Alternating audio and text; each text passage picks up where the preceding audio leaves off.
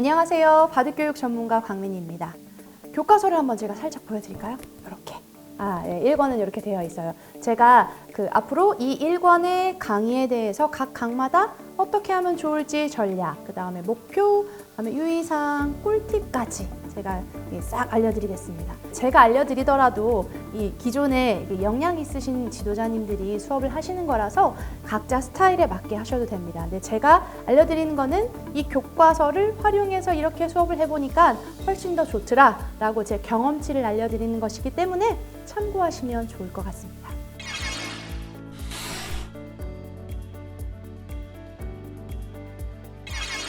자, 우선 1강은 활로와 돌따내기죠. 자, 이 활로와 돌따내기의 목표는 뭘까요? 당연히 아이들이 활로를 이해하고 그 활로를 모두 다 막아서 돌을 잡아낼 수 있는 걸 하는 걸 목표로 합니다. 강의 방법은요, 지도자님들의 개별적으로 강의도 이루어지고요. 또 앞서 말씀드렸다시피 애니메이션 동영상 강의를 활용하는 걸 또 추천해 드립니다. 그래서 두 가지를 병행하셔도 되고 또 스타일에 따라서 한 가지만 사용하셔도 될 것 같습니다.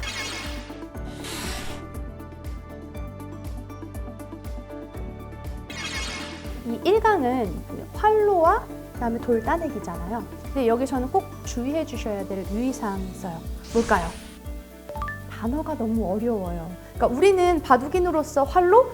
이거 둘러싸면 막는 거지? 손쉽게 생각하실 수 있어요. 근데 우리 생각해 보세요. 우리 처음 바둑을 접했는데 활로라는 단어 상당히 친절하지 않거든요. 근데 그 활로라는 단어를 조금 친절하게 설명을 해주시면 수업이 조금 더 풍성하고 재밌어집니다. 그래서 우선은 활로를 용어는 알려주되 아이들이 용어를 정확하게 인지를 할 수 있도록 도와주시면 좋을 것 같습니다.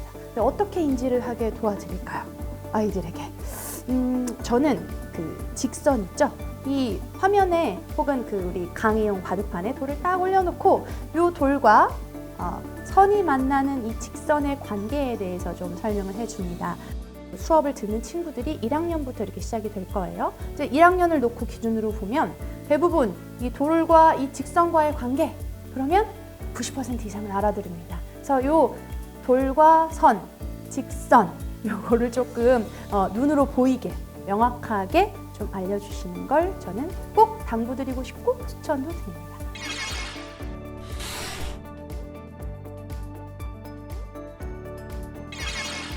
이제 이건 제 꿀팁인데요. 우리 친구들이 어리면 어릴수록, 물론 고학년들도 마찬가지입니다. 근데 이 친구들이 확실하게 활로를 이해할 수 있게끔 하는 방법은 뭘까요? 실생활에 내가 사용하는 언어를 사용해서 설명하는 게 좋습니다. 저의 예를 들어서 아이들에게 너희들은 어디로 숨을 쉬니? 라고 질문을 합니다. 그럼 아이들이 쫙 대답을 합니다. 네, 어디로 쉬어요? 콧구멍이요? 입이요? 여러 가지 나와요. 어떤 친구는 또 폐도 나와요. 좋아요. 자, 그러면 이 숨구멍, 폐랑 연결된 숨구멍은 사람의 코와 입이 있어. 그래서 저는 실은 콧구멍이라고 해요. 콧구멍 2개, 입 하나. 그래서 이렇게 더하면 우리의 사람의 숨구멍은 3개지. 자, 그렇게 숨구멍은 폐랑 연결되어 있는 길이 있어. 그게 숨구멍인데 바로 바둑에서의 활로가 그 숨구멍이야. 우리 바둑돌에 살아가는 길, 숨구멍, 콧구멍 이렇게 재밌게 저는 아이들에게 설명을 하거든요. 우리 친구들이 사용할 수 있는 실제 확실하게 이해할 수 있는 걸 친절하게 직관적으로 설명해 주시는 걸 추천해 드립니다.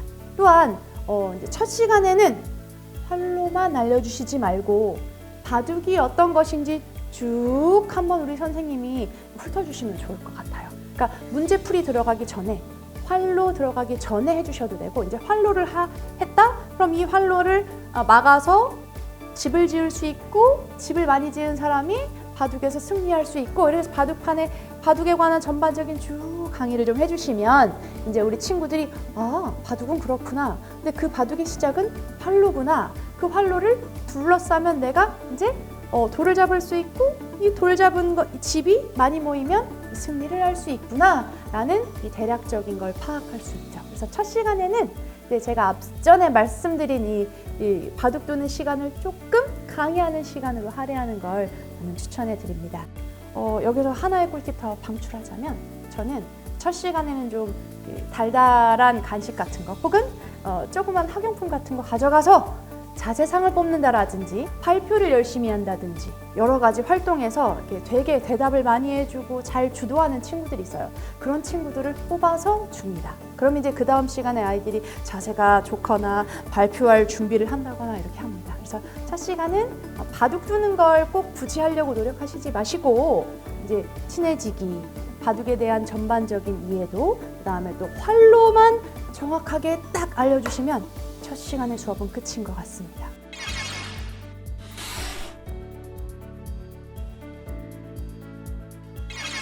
네, 바둑 교재의 문제 구성은요. 각 페이지별로 6문제씩 되어 있고요. 6문제씩 2장, 4페이지이기 때문에 24문제로 이루어져 있습니다. 16페이지에는 백돌의 그 활로를 직접 돌로 이렇게 막아보는 활동이고요. 그 다음에 17페이지는 이제 백돌이 있잖아요. 그 백돌에 활로가 몇 개인지, 남아있는 활로가 몇 개인지 숫자를 세는 활동이에요. 근데 이 17페이지 6번 문제가 보기는 도전이라고 딱 되어 있는데요. 물론 확인해보고자 도전 문제가 있는데 특별히 어렵거나 특별히 뭐 중요한 문제는 아니에요. 친구들이 이제 좋아한다는 거. 시각적으로 이게 주목을 끄는 문제라서 좋아하는데 아이들에게 또 저는 설명을 해줘요. 이것만 중요한 것이 아니라 우리 다른 문제랑 똑같은데 너희들 한번 확인해 보는 문제니까 이 문제만 좋아하지 말고 다른 문제 푸는 것도 괜찮아 라고 해서 다른 문제도 이렇게 같이 풀 수 있도록 유도를 해주시면 좋을 것 같습니다. 또 이제 18페이지 넘어가면 또 문제가 달라져요. 어떤 문제냐? 흑돌의 활로가 아닌 곳을 찾아내는 문제예요. 이게 뭘까? 자, 우리 이거는 조금 아이들이 이해를 조금 힘들어 하거든요. 그러면 첫 번째 문제는 이 강의용 바둑판에 만들어 주셔가지고 이제 활로가 제대로 된 곳은 놔두고 활로가 아닌 데는 떼내야 되는 이유를 설명해 주시면 돼요. 우리 직선, 그 다음에 직선이 아닌 요 옆에 대각선, 거기는 활로가 아니라고 아이들에게 알려주잖아요. 얘는 활로가 아니니까 쓸데없는 곳이야. 그래서 얘는 이렇게 떼내면서 필요 없어, 활로가 아니야 라고 알려주시면 이제 18페이지 문제를 아이들이 손쉽게 풀 수 있어요. 그리고 또 집에 가서도 숙제를 우리가 내줘야 되잖아요. 집에 가서도 문제 없이 필요 없는 거 X 할 수 있어요. 기존 교재들이랑 조금 다르죠. 기존 문제는 활로만 막는 것만 했었는데 어떤 거는 활로를 막고 어떤 거는 숫자를 찾고 어떤 거는 활로가 아닌 거를 제외시키고 있어요. 기존의 문제와 확실히 차별화가 된다는 거, 이제 숙지를 해주셔야지 되는 게 바로 이 부분 때문에 그렇습니다. 네, 기존의 교재처럼 주르륵 푸는 거 아닙니다. 또 19페이지는 이제 그 다음 강인 단수를 미리 이제 연습하기 위해서 마지막 100의 마지막 활로를 막는 문제까지로 구성이 되어 있어요. 또 19페이지에도 도전 문제가 있을 거예요. 6번. 이것도 특별하게 막 기존에 앞에 있는 문제와 다르진 않아요. 확인해보고자 요거는 꼭 알았으면 좋겠다 라는 의도가 숨겨져 있는 겁니다. 인트로에서도 말씀드렸지만 우리 친구들과 모두 함께 동영상을 활용해서 문제를 풀 때 선생님 모드는 C 버튼을 눌러야 된다는 거 기억해 주시고요. 그 다음에 아이들이 나왔는데 답을 못 찾아요. 그럼 어떻게 하죠? A 버튼 맞습니다. A 버튼을 눌러서 온 친구가 만약에 잘 몰라요. 그럼 답을 살짝 보여주고 체크할 수 있다는 점 꼭 기억해 주세요. 수업 시간에 이 문제 모두 다 못 풉니다. 그럼 이거는 집에 돌아가서 풀어오세요. 그리고 직접 채점을 하다 보면 이 40분 동안 수업이 절대 끝나지 않습니다.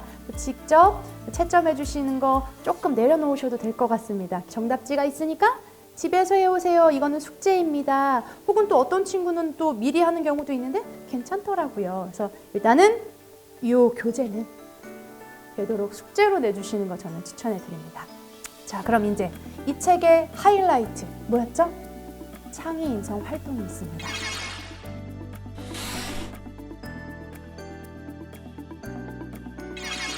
이 창의 인성 활동은 이제 주제별로 달라요. 1강은 한돌이와 나리의 이야기를 우리 친구들이 읽어보고 이 바둑의 예의에 대해서 생각해보는 활동이에요. 바둑은 예절이 중요하죠.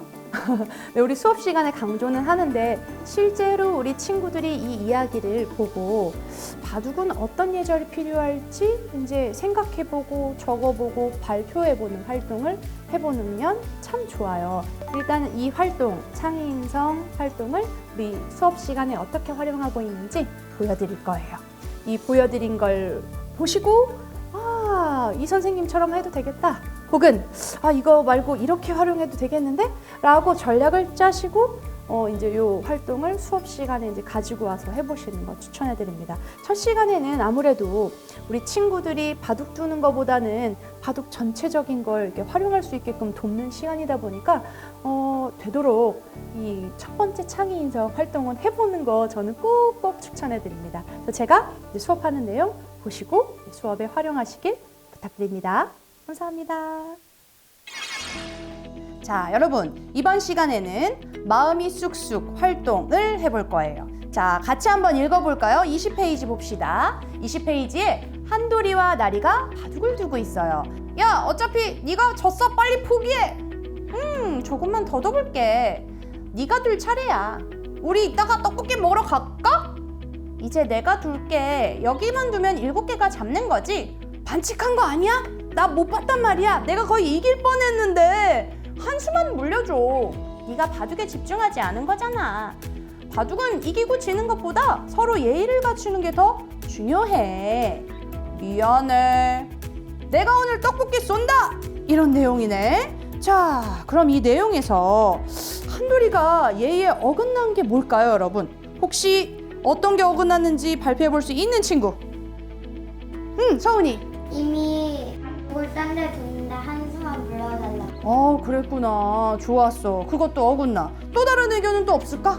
정우. 바둑을 다 두지 않았는데 내가 졌어라고 포기하라고 말해. 맞아. 그것도 중요해. 좋은 의견이야. 자, 그럼 자기가 한돌이가 뭐 어떤 예의에 어긋났는지 한번 적어볼까요? 자, 연필을 들어서 한돌이가 이거는 안 돼. 이거는 해서는 안 되는 행동이었어요. 라고 한번 적어보요. 자.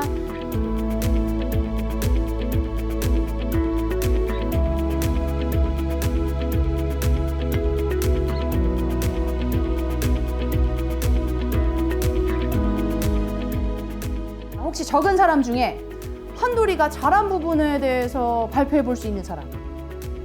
정우. 마지막에 자기가 한 거는 인정하고 미안하다고 말해. 맞아. 와, 박수. 이건 박수 쳐줘야 돼. 맞아. 자기가 잘못한 걸 인정했어. 그치. 그것도 중요해. 자, 우리 다 적은 친구도 있고 적지 못한 친구도 있을 거예요. 우리 수업 시간이 많지 않아가지고 다 끝까지 못할 수도 있어요. 그러면 이제 집에 가서 숙제로 해봐도 되고 혹은 그냥 적지 않고 머릿속으로 정리해보는 것도 괜찮아요, 친구들. 알겠죠? 여기까지 이제 책은 여기까지 인성활동 할 거고요. 연필 잠깐 내리고요. 우리 오늘 한돌이 내용 한번 머릿속으로 생각해보고 수업 마무리할게요. 자, 고생 많았어요. 인사. 네.